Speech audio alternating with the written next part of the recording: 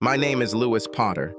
My friends call me Lou, but I usually answer with any name. I'm married to Ruby.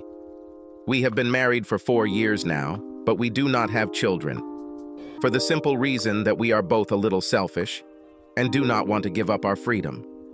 Perhaps we will have children, but I think that this will happen when we are already well over 30. Both came from poor families, lived just a few streets away from each other, but only met at the age of 18 during a recruitment event held by our college. Ruby did well in college and qualified as an accountant and credit controller. I, on the contrary, studied very poorly and did not even graduate from college. But I have a work ethic and a knack for business. At the age of 15, I started working as a cleaner in local stores and small offices. By the time I was 18, I already employed 30 people and had contracts with a number of large enterprises in our city. Ruby was looking for a job and I was looking for employees. When Ruby came to my table at the event, we started talking. She handed me her resume and, looking at me, said, "I don't need a cleaning job, but you might be interested in my phone number." I called her before she sat down at the next table and invited her to dinner the next night. 4 years later, we got married. As a result of this event, Ruby found a job. She started working in the purchasing department of an engineering firm, starting at the bottom of the ladder. 8 years later, she became the head of the purchasing department, as well as the credit control department. Needless to say, we lived a very nice dual-income lifestyle with no kids. My business is thriving, and now I have the largest office and store cleaning company in the city, after buying out 2 of my competitors. As in most offices, the cleaner and security guard are the first to notice strange things, and everyone is happy to talk about them. About 4 months ago, I was working in the office when my secretary came and said there was a man in the waiting room who would like to talk to me. She handed me his business card. It said, "Ross Evans, private detective." I told her to bring him to me. When he entered the office, I stood up, extended my hand and asked, "Mr. Evans, how can I help you?"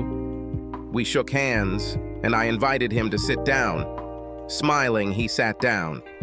"First of all, can I have some coffee? I haven't drunk it all day and I would kill for it." I understood exactly how he felt.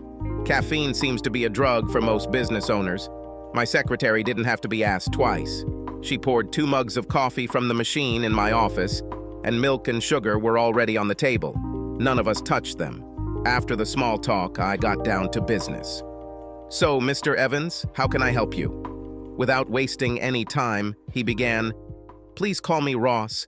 As you can see from my business card, I am a private investigator working for a client who suspects that his wife is either having an affair or is about to have one. Our ward works as an accountant at Stevens Piping. One of their largest suppliers is AM Metals. AM Metals has a new salesman named Alistair Clark. Mr. Clark is a bit of a gigolo who likes married women. Clark has been courting my client's wife for quite some time. They have a long lunch, he sends her flowers, writes SMS at night. In general, everything is as it should be. As far as we can tell, he's trying to get her to go away with him for the night. We now have sufficient information, but we need to find out the last details. I was intrigued. The whole secret agent thing is very funny, but the name AM Metals is very familiar to me. Ruby's employers also get their raw materials from them, and this Clark seems like someone I'd want to keep her away from. I looked up and saw Ross looking at me. Apparently, he was waiting for a question, so I asked, "I understand everything, but how can I help?" He smiled. "I was hoping you would ask about this. It's very simple. He leaves flowers, notes, and other documents on her desk. She reads them and then throws them into the trash. Your employees take out the trash. They can take everything personal from him and give it to us. We checked this with our legal service. Everything personal can be seized without any legal problems. We also spoke with her employer. Here is the permission to obtain information. By cooperating with our investigation, they avoid any legal problems related to violating the fraternization clause in her contact that may come their way. If you want to know why they signed it, here's the CEO's business card. Please call him to confirm your agreement." The general director's number was already on my phone. Without saying a word to Ross, I picked up the phone and dialed his number. He answered on the second ring, and, without even saying hello, immediately began, "Lou, I believe Ross Evans is sitting in your office.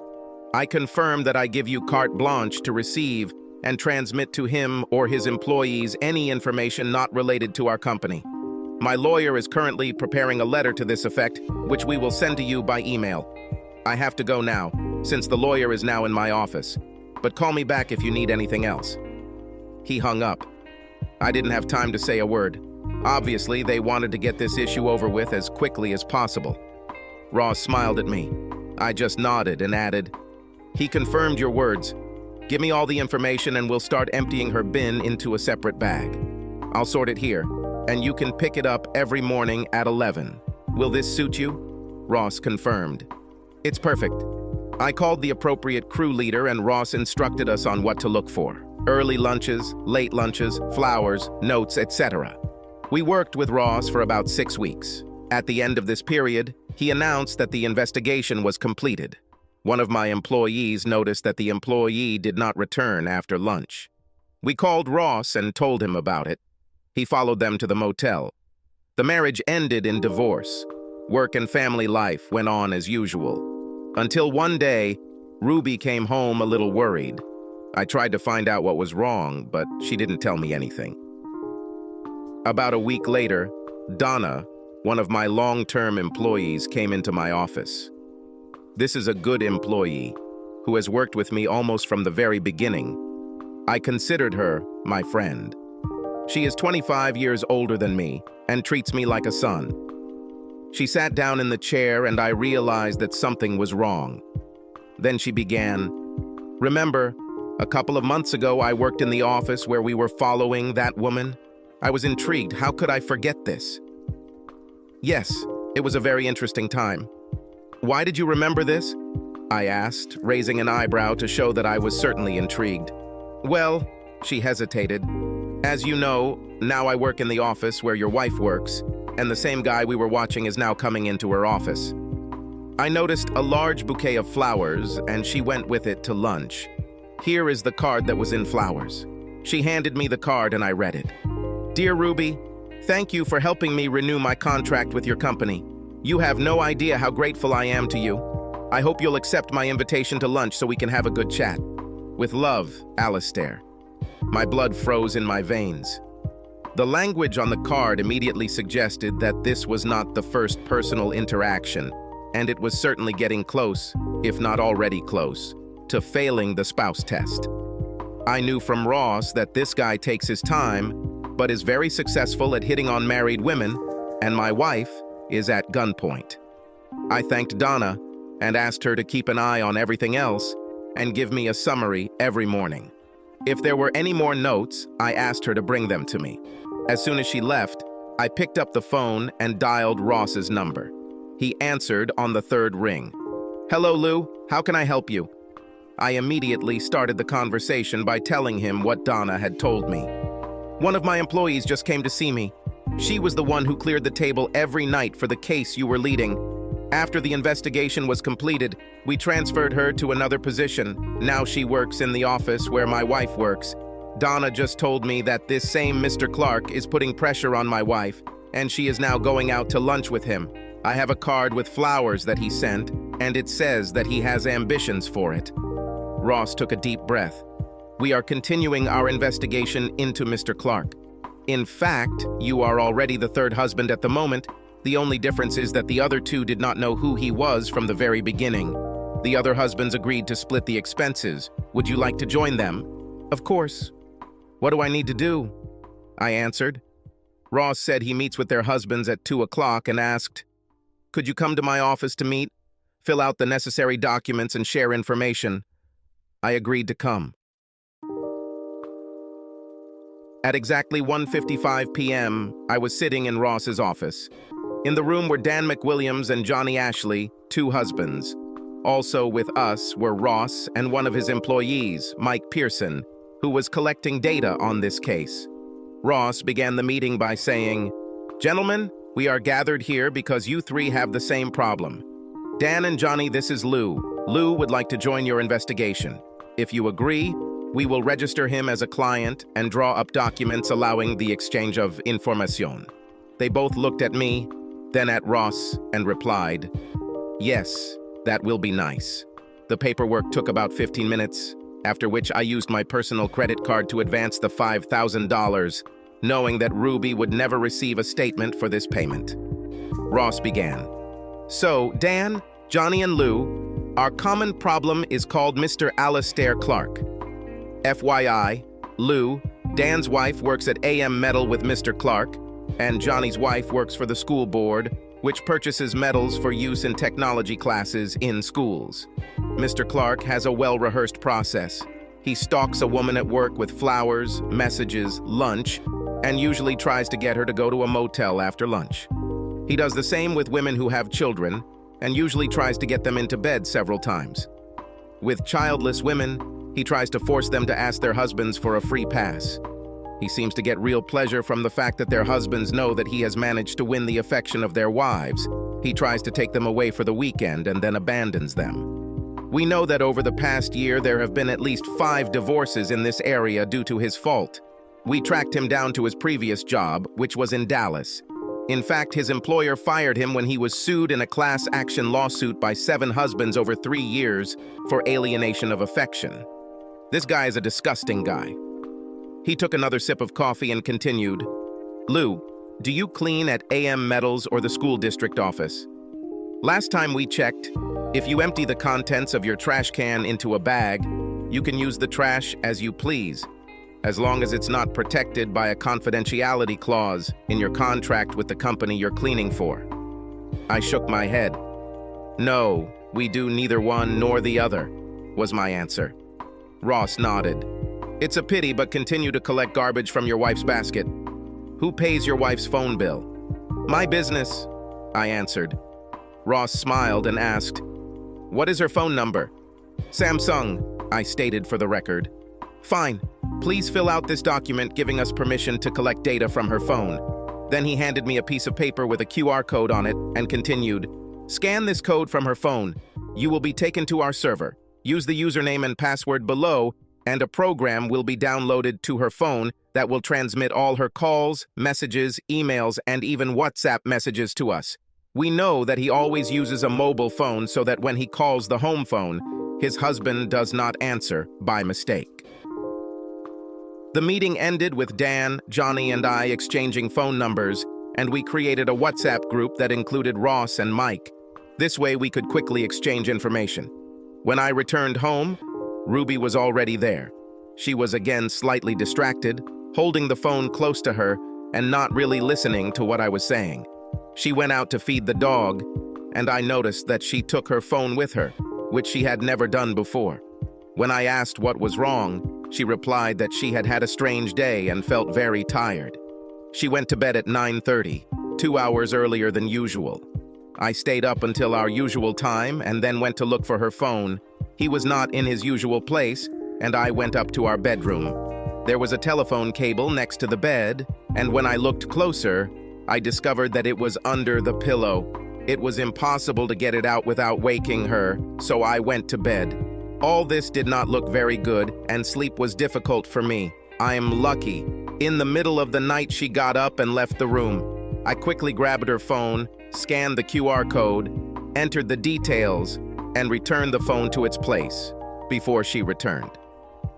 The next morning, she just wandered around the house until she left for work. If I hadn't talked to her, she wouldn't have told me anything. At about 11:30 in the morning, Mike called from Ross's office. They finished analyzing the first data dump, and he began explaining. She opened a new email address, which apparently only he uses. By the way, this is very convenient for us. We didn't know how he contacted women, so we are now working on hacking his email. Letters from him are actually very hard selling. He made her talk about how you were her first and only, and he told her that she needed to learn new things to keep the marriage fresh and interesting. She told him very personal information about your life, and he, like a sponge, absorbed it and used it to his advantage. He hinted that new sexual experiences would add variety to your life, and must have already suggested spending the weekend together when they had lunch yesterday. Now he backs it up with, "It's just sex," and "If he really loved you." I'm sorry to say, but he moves quickly and attacks fiercely. I talked about her behavior last night and then added, she must have been thinking about it all the time last night and this morning. She didn't even notice me last night or this morning. Then I asked, do they continue to communicate now or do they have lunch planned? Mike looked at the messages and read the last one. This just arrived. Let's have lunch at the beach club tomorrow and make a plan. Liu loves you, and if you tell him, it won't be cheating, and he won't be able to deny you free passage. She just replied, okay. Mike and I ended our conversation, and I sat back, wondering what I should do. You can't just talk to her. He will continue to work on her and resort to another method, taking her to a motel for half a day. No, I have to end this or end our marriage. I called Ross, and after a few pleasantries, I said, looks like he's heading straight for Ruby and wants to rub my nose in it. Even if I kill it, he'll try to take her to a motel. I need a plan to ensure I kill this. I think I need to file divorce papers. I also think I need a plan B, but I haven't figured out which one yet. What do you say? Ross was silent for a few moments, then replied, it's always good to have a plan B, but if it doesn't work, he won't stop. I know this man and his ego won't let her slip away. So if you can't forgive her, then divorce will be a reality at some point. I will prepare a package of documents for your lawyer, or I can recommend my own. I have mine, thank you. He drew up a business agreement, and in the event of a divorce, it is protected by a trust, I replied. I called my lawyer and asked for a meeting. We agreed to meet the next day at 9:30 in the morning. When I entered the lawyer's office, he looked at me. Damn it, who changed it? I smiled. He read me like a book. I sat down, took the cup of coffee his secretary placed in front of me, and began. Ruby is going to cheat on me. A salesman came to her work and fell for her. She bought it, and now I see no other way out. I'm working out a plan B to stop everything, but plan A is a scam if she cheats on me. We spent the next hour discussing possible options. I wanted a clean divorce.